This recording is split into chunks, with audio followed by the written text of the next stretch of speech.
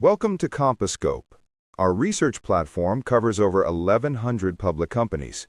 Each week, we share one of our active research files here in dialogue format. Since late 2022, one publicly traded healthcare giant has quietly gone into the open market and bought back 22% of its own stock. Wow. Yeah, I mean, they've essentially wiped a quarter of their entire company off the public ledger to the tune of $2.5 billion. Which is, frankly, an incredibly aggressive capital move for a massive, capital-intensive healthcare network. Right. Usually when you see a legacy company shrinking its share count by that magnitude, they're mature, slow-growing, and just, returning excess cash to shareholders because they're totally out of ideas. Oh, God. But that isn't the case here at all. Far from it. They're fundamentally rewiring the architecture of how they deliver medicine while making that financial move. Yeah. So today we are tearing into the mechanics, the competitive moat, and the, rather intense execution risks surrounding Tenet Healthcare Corporation, stock ticker THC. Right. And to get to the bottom of how they're actually pulling this off, we're working off a really comprehensive new research report published today, April 20th, 2026, by Compasscope. Yes. And we're also cross-referencing that with the actual receipts from management, specifically the transcript from Tenet's Q4 2025 earnings call from back in February. Honestly, the combination of those two sources is ideal. The Compasscope report lays out the grand strategic theory of what Tenet is trying to build, and the earnings call gives us the cold, hard numbers to see if that theory is actually, surviving contact with reality. Okay, let's unpack this. Let's start with how Tenet actually structures this empire, because the Compasscope report breaks this down into three highly distinct units. Right, the three-legged stool. Exactly. You have the hospital operations group, you have the ambulatory group, which operates under the name USPI, and you have the revenue cycle management group, known as Conifer. Yeah, those are the big three. To wrap my head around this, I look at it a bit like aviation. Oh, yeah, I like that. The traditional hospitals are like the major commercial airlines. They carry a massive volume of patients, they require incredibly complex infrastructure, and they operate 24/7. Right. Then USPI, which runs the ambulatory surgery centers, or ASCs, is more like a fleet of bespoke private jets. Highly scheduled, specialized, and very lucrative. And Conifer is the underlying air traffic control and ticketing system, making sure everything gets billed and routed correctly. But wait, I have to push back here. Go for it. Aren't hospitals notoriously low margin and super capital intensive? Oh, absolutely. So why hold on to them?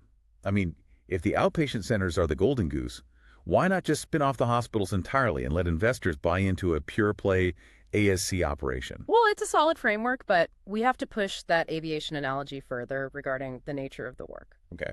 The dividing line between the hospital and the ambulatory surgery center isn't just about size. Yeah. It's really about the predictability of acuity. Acuity, meaning how sick the patient is. Right. An acute care hospital has an ER.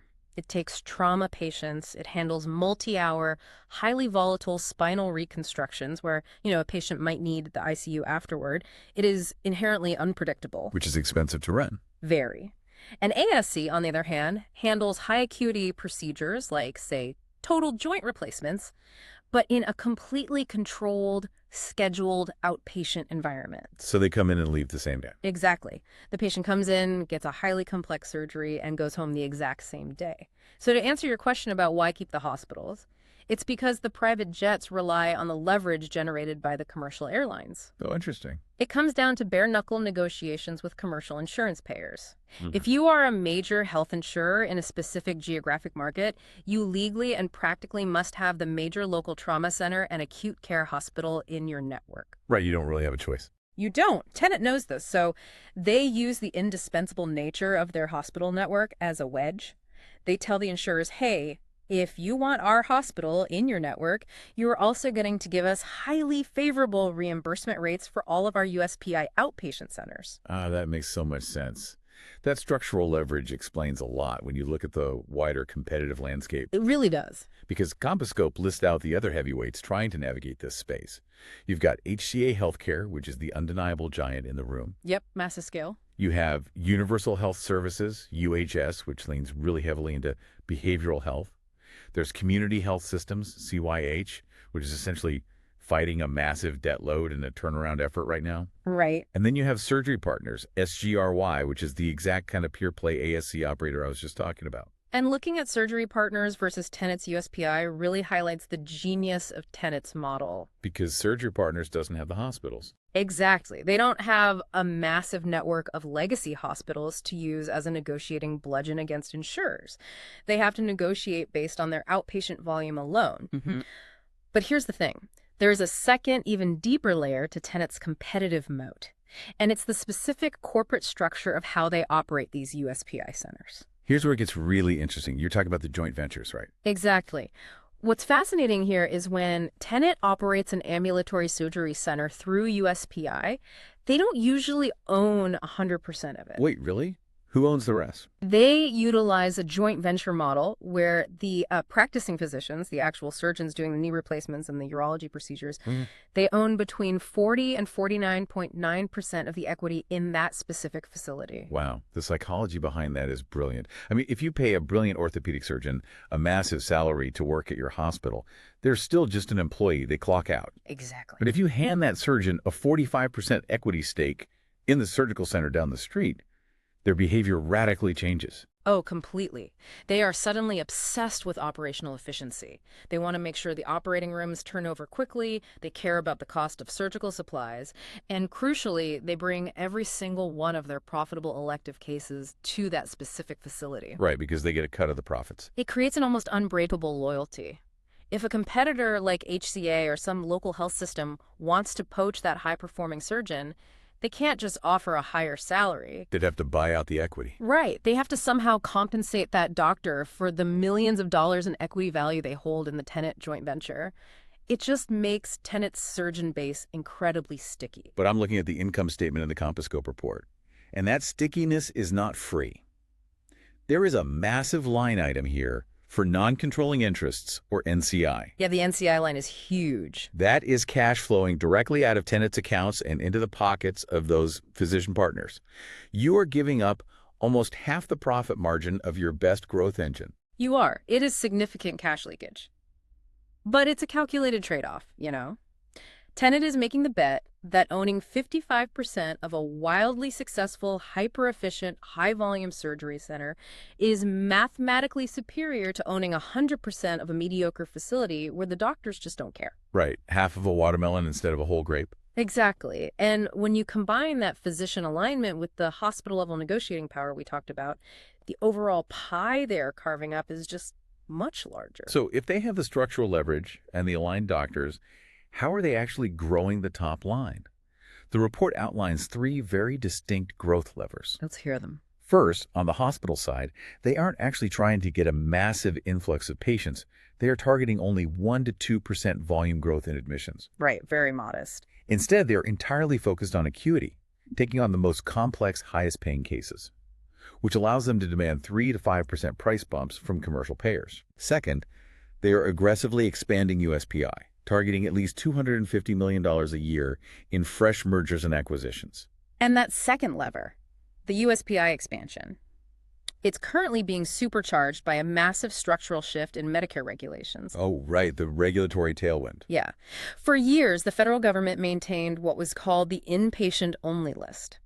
These were complex surgeries that Medicare mandated could only be performed and reimbursed inside a traditional, fully equipped hospital. But that's changing now. Starting in 2026, the government is aggressively phasing out that list. Meaning a whole menu of highly lucrative procedures in orthopedics, spine, and urology are suddenly allowed to literally walk out the hospital doors and into outpatient centers. Precisely. It expands the total addressable market for USPI by billions of dollars overnight. And USPI has the robotics, the specialized facilities, and the physician partners already in place to capture that high-margin volume the moment it becomes legally viable. Which brings us to the third growth lever, and this is where I want to push back on the strategy a bit. Capital allocation. Okay. We started this deep dive by noting they've bought back $2.5 billion of their own stock. That's 22% of outstanding shares. It's a massive number. And management spent a lot of time on the Q4 earnings call, patting themselves on the back for this. But, I mean, buying back stock doesn't actually grow the business. Right, it shrinks the denominator. Exactly. Just shrinks the denominator to artificially inflate the earnings per share. It feels like financial engineering disguised as a growth strategy, doesn't it? I understand the skepticism. I really do, especially when the numbers are that large. But you have to view this through the lens of capital efficiency. Okay, how so? Well, traditional hospitals require constant, massive capital expenditure, like new MRI machines, upgrading HVAC systems, building entirely new wings. Millions of dollars just to keep the lights on. Exactly. ASCs, though, are capital light. They require very little maintenance capital to generate $1 of revenue. Because Tenet is aggressively shifting its business mix toward these capital-light surgery centers, the company is suddenly generating a tidal wave of free cash flow that it historically just didn't have. So they literally just have more cash on hand than they know what to do with organically. In a sense, yes. They can fully fund their $250 million in USPI acquisitions, upgrade their critical hospital infrastructure, keep their debt leverage ratio safely under 3 times EBITDA, and still have hundreds of millions left over. Wow. In that scenario, retiring shares at what they perceive to be an undervalued price actually compounds the intrinsic value of the remaining shares. It acts as a multiplier on their actual operational growth. Fair enough. The math definitely works if the underlying engine keeps humming. But that assumes near-perfect execution, which brings us to the very real risks threatening this model. Because it's not easy. Right. Spending $250 million a year buying up independent surgery clinics means integrating completely different billing systems, different corporate cultures, and managing the massive egos of the surgeons who used to run those clinics autonomously. It sounds like juggling chainsaws. It is the ultimate tightrope walk. Oh. Tenet is trying to standardize operations across a massive national network to extract corporate synergies while simultaneously preserving the hyperlocal autonomy that makes those physician joint ventures successful in the first place. That's a tough balance. Push too hard on corporate standardization and you alienate the doctors. Yeah. Let them run too loose and your margins completely collapse. And Compassco points out they are relying heavily on artificial intelligence and automation in their global business center to find structural cost savings. Yes. They're trying to automate the back office to offset the immense wage inflation we've seen in clinical staffing over the last few years. If that tech rollout stumbles, those wage costs are going to eat directly into that free cash flow we just praised. So what does this all mean for their overall risk profile? Well, if we connect this to the bigger picture, when you look at the risk spectrum, Tenet sits right in the middle. They don't have the rock-solid, multi-decade operational stability of an HCA. Right. But they are light years ahead of a CYH, which is, just trying to service its massive debt load. Tenet's internal risks are largely about execution speed. But the real danger is the external risk. The stuff they can't control. Yes, the math of U.S. healthcare policy. And just to be clear here, for you listening, as analysts, we are completely impartial. We are not taking any political sides whatsoever. We are just looking at the balance sheet. Exactly. We are simply reporting the strict financial realities. And the reality is the expiration of the enhanced premium tax credits on the Affordable Care Act exchanges, combined with ongoing Medicaid redeterminations, creates a strict mathematical problem for hospitals. How does that math work? If those federal subsidies expire, the cost of commercial insurance spikes for the end consumer. Consequently, healthy people drop their coverage. But dropping insurance doesn't stop them from getting into a car crash or having a heart attack. Exactly. And under federal law, specifically EMTALA, the emergency room must stabilize and treat anyone who walks through the doors, regardless of their ability to pay. So the hospital treats them, issues a bill, and the patient just can't pay it. Right. It instantly becomes bad debt and uncompensated care on Tenet's balance sheet. It is a direct, unavoidable subtraction from their EBITDA. And we don't have to deal in hypotheticals here because Tenet quantified this exact risk in their Q4 2025 earnings call. Let's look at those numbers. Yeah, let's look at the actual numbers they reported in February, starting with the 2025 rearview mirror. It was, by all accounts, a blowout year.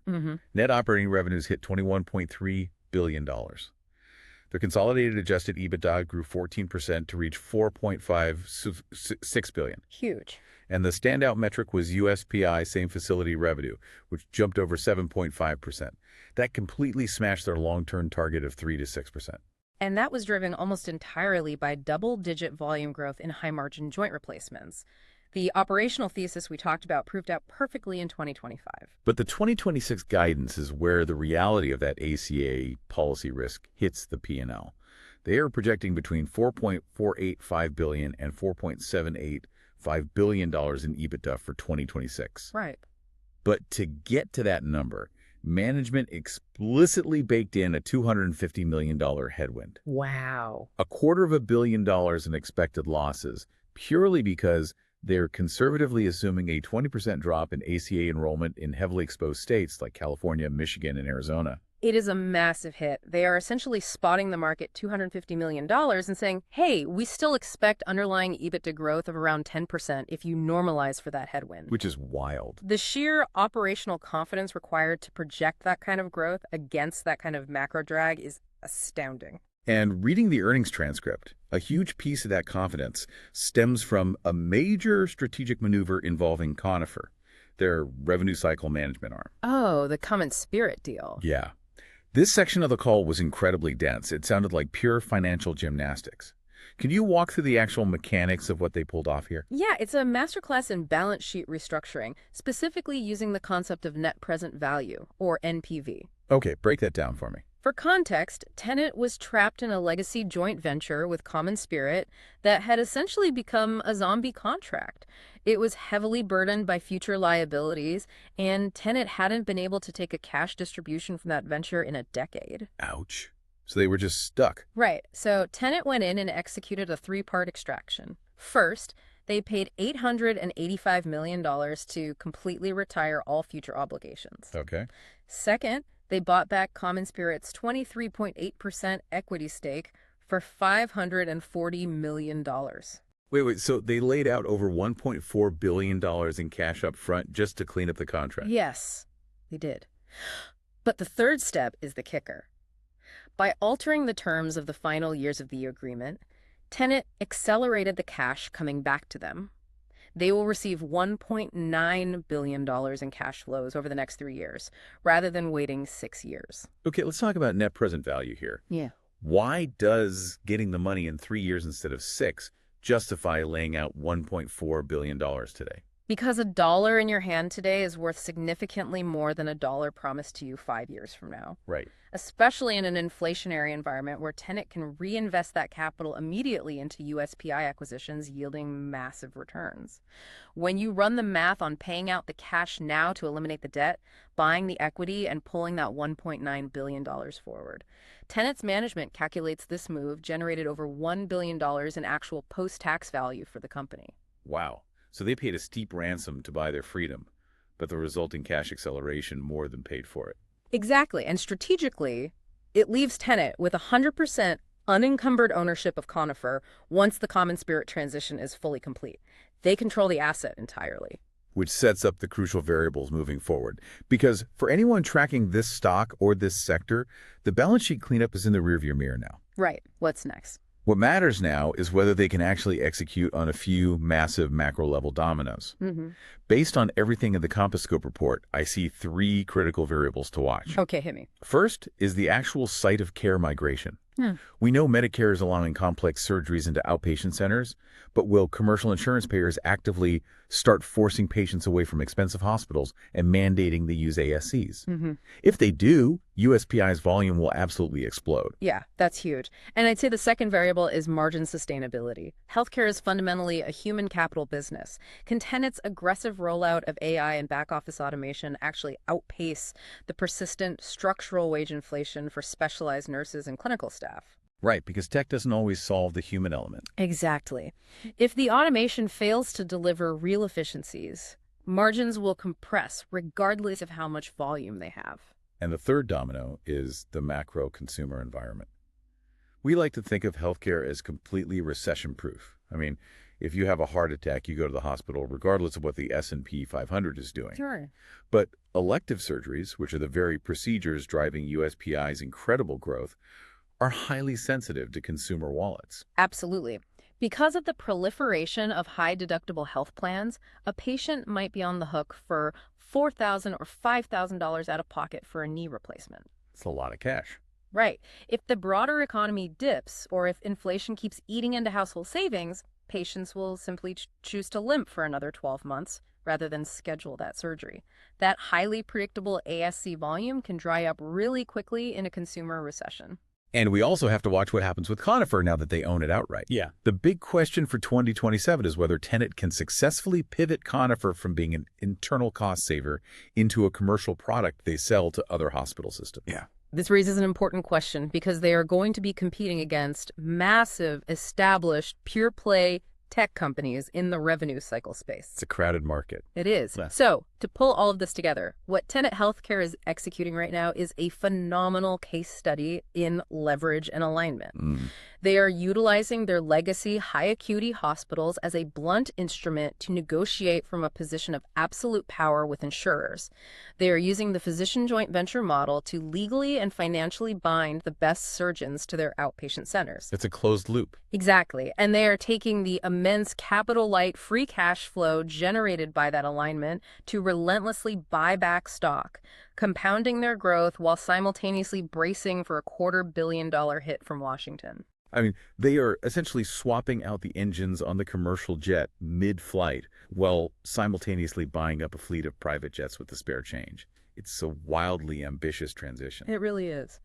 But I want to leave you with a broader thought for you to explore, one that stretches beyond just Tenet's EBITDA margins or their share count. Okay. Tenet is proving that you can successfully extract the most lucrative, predictable, high-margin procedures out of the traditional hospital and put them into highly specialized, nimble outpatient centers. Yeah, they're doing it right now.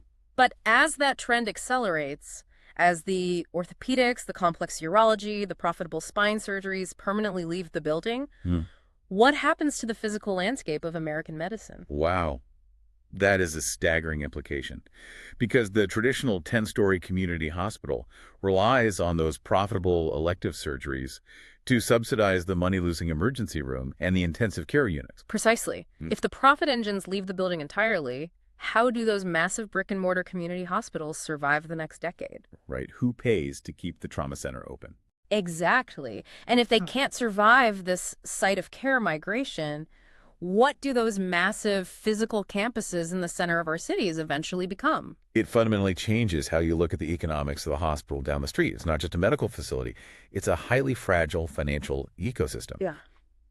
Well, thank you for joining us on this deep dive. Keep questioning the mechanics of the world around you, and we will see you next time.